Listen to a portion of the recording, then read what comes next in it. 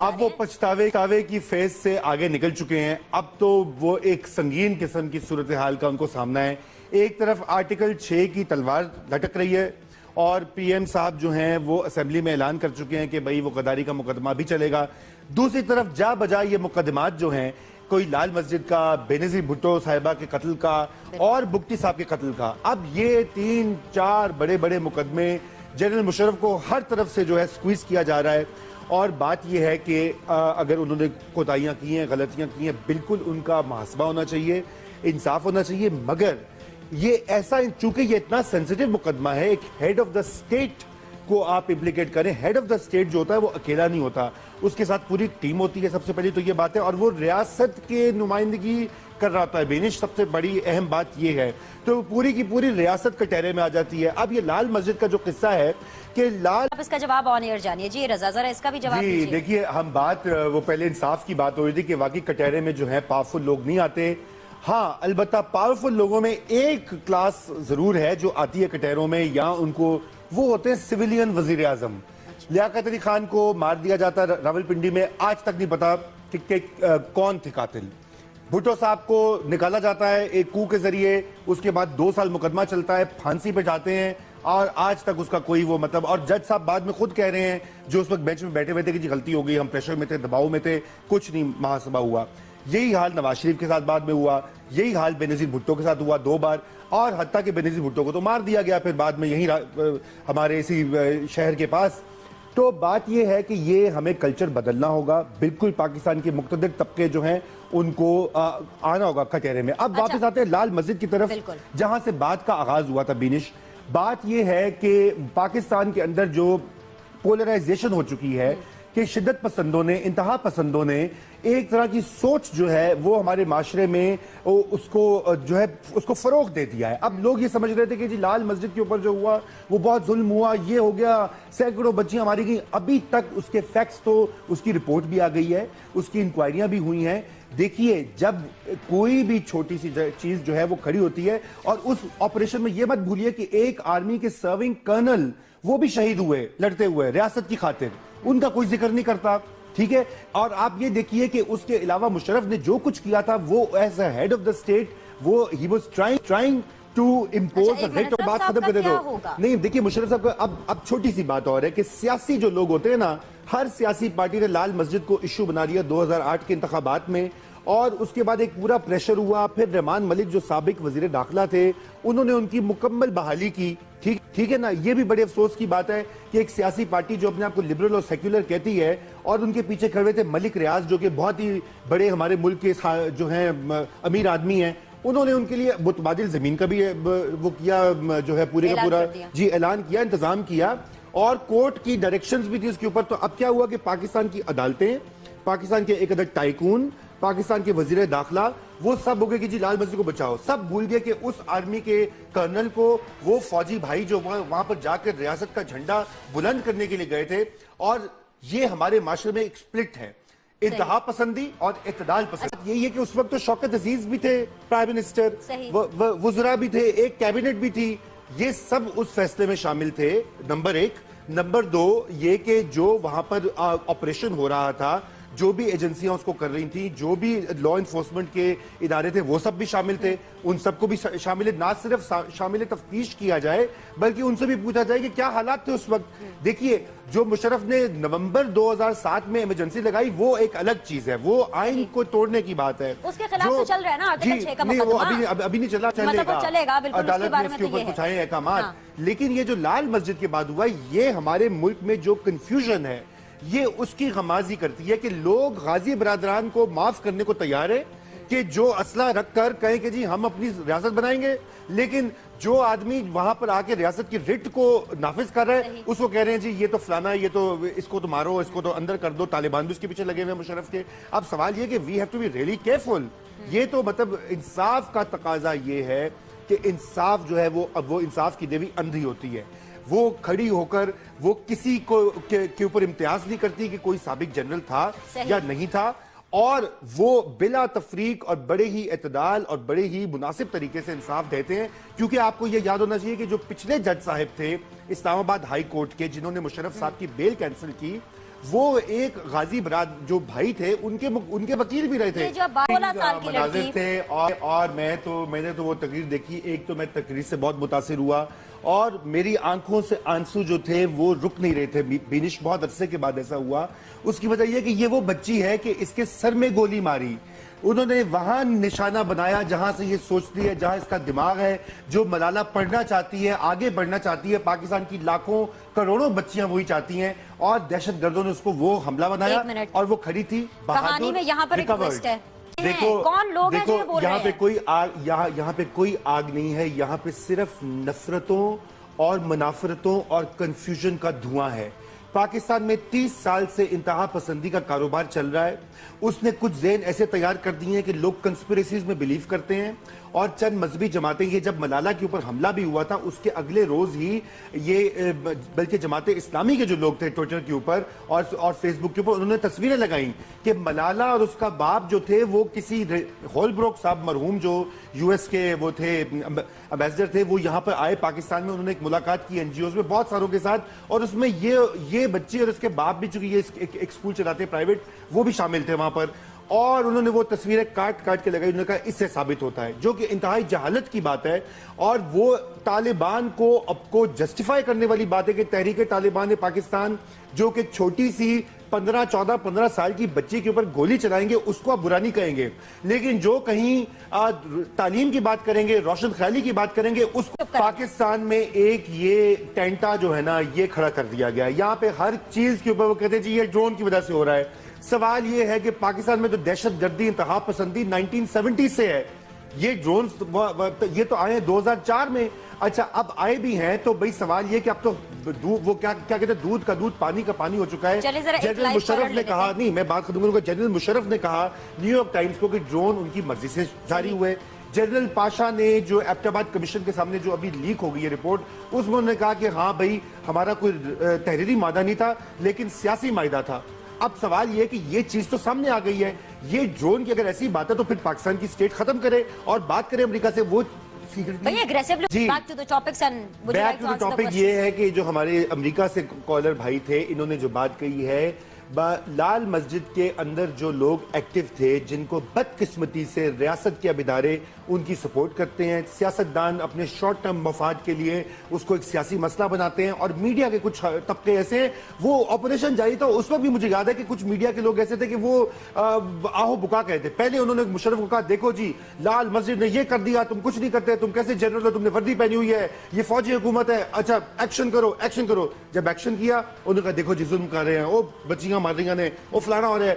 اب یہ بات وہی ہے کہ ہمارے یہاں بھی کچھ سمجھ نہیں آتی کہ یہ ہوتا کیا ہے, یہ کہاں سے ان کو ایڈوائس ملتی ہے, یہ کہاں سے یہ تاریں ملی جھولی ہیں, یہ کون لوگ ہیں کہ جو کہ اپولوجائز کرتے ہیں. سینئر تجزیہ ہے,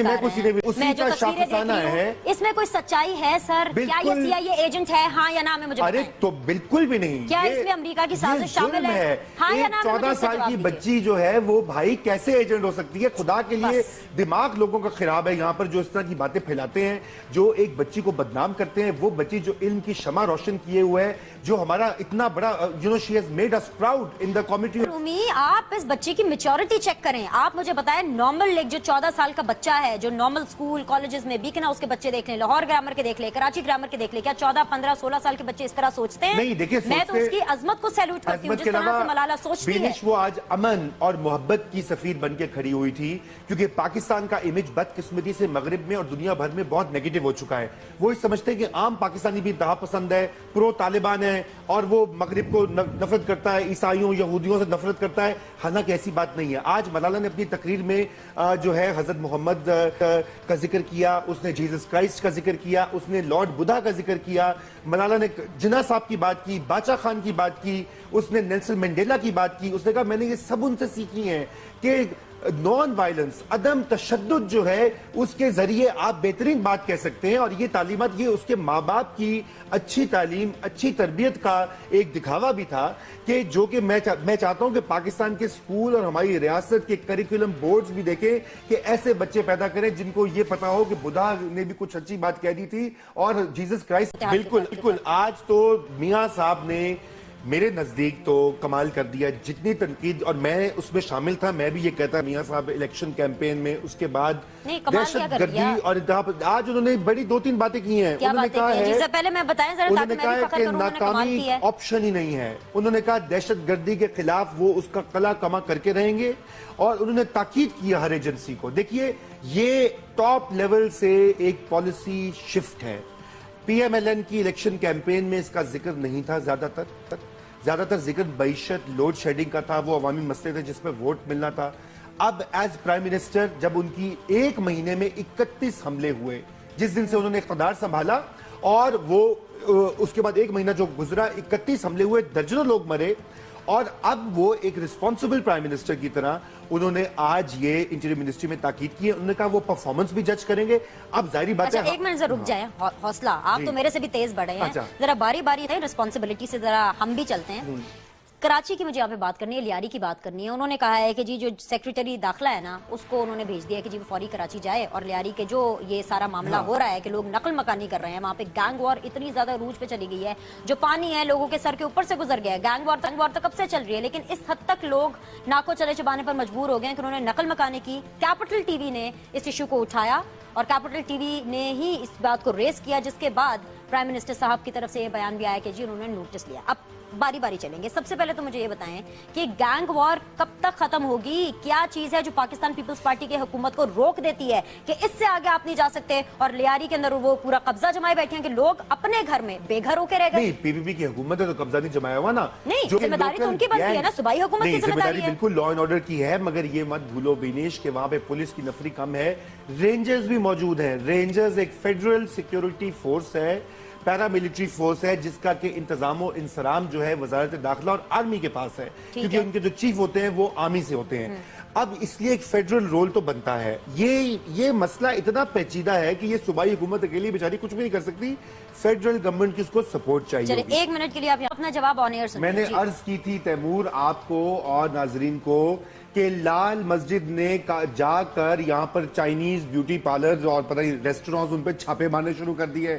انہوں نے کہا جی ہم فحاشی کو روکیں گے, ہم اسلام آباد میں شریعت نافذ کریں گے, ہم یہاں کے وہ جو ہیں ٹھیکیدار اور پھنے خان اور چودھری ہیں, اور یہاں پہ جناب F I A, ministry of interior, Pak فوج, آئی ایس آئی کا دفتر, پورے کا پورا اسلام آباد میں ریاست بیٹھی ہوئی ہے, اور یہاں پہ ایک چھوٹا سا گروپ جو ہے مولویوں کا وہ پیچھے ہتھیار لے کر تو آ رہے ہیں. ارے یہ کہاں ہوتا ہے؟ تو یہ ٹرکی میں نہیں ہوتا, انڈونیشیا میں نہیں ہوتا, ملیشیا میں نہیں ہوتا, کسی اسلامک, سعودی عربیہ میں جس کے اوپر پاکستانی بڑا فخر کرتے ہیں, انہوں نے پکڑ کے انتہا پسندوں کو صفایا کر دیا ہے.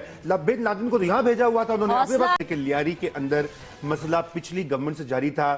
پچھلی گورنمنٹ میں یہ ہوا کہ ذوالفقار مرزا صاحب جب انٹیریئر منسٹر تھے, وہاں ہوم منسٹر تھے سندھ کے, تو انہوں نے لیاری کے اندر جو چند ایک ایسے گروپس تھے ان کو بڑا سپورٹ کیا. انہوں نے کہا کہ وہ کاؤنٹر ایک فورسز ابھریں گی ایم کیو ایم کے خلاف, کیونکہ ایم کیو ایم کا ایک ہولڈ ہے, اور انہوں نے کہا کہ ہم بھی اپنا ہولڈ بنائیں گے. اب ہوتا یہ ہے, مسئلہ یہ ہوتا ہے کہ وہاں پہ یہ چیزیں مکس ہو گئی ہیں. ایک تو وہ علاقہ جو ہے غریب بھی ہے, اچھا اس کے بعد یہ کہ وہاں پہ جو ہے ہتھیار آتے ہیں, خدا جانے کہاں سے آتے ہیں, کچھ ان کو پہلے سپورٹ ملی, پھر وہ لے لی گئی سپورٹ. لیاری میں آپریشن بھی کیا, تو پاکستان پیپلز پارٹی سے الگ ہو گیا نا, وہ ہو گئے. پی پی پی کی پچھلی گورنمنٹ نے وہاں آپریشن بھی کیا. جب آپریشن ہوا تو پولیس کے اوپر راکٹ لانچرز مارے گئے, کیونکہ وہاں بھی اسلحے کے جو ہے ڈپو تھے.